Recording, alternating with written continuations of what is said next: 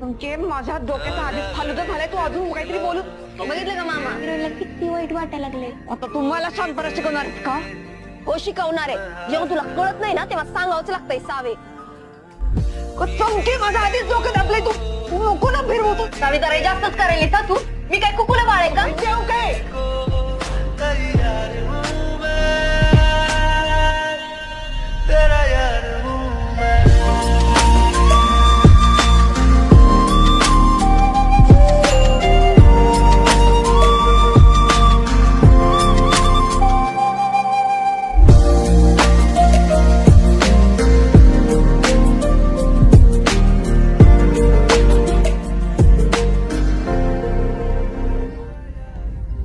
अशी काय बघती? मला नाही, त्या तिरसटला प्रेमात पाडायचंय.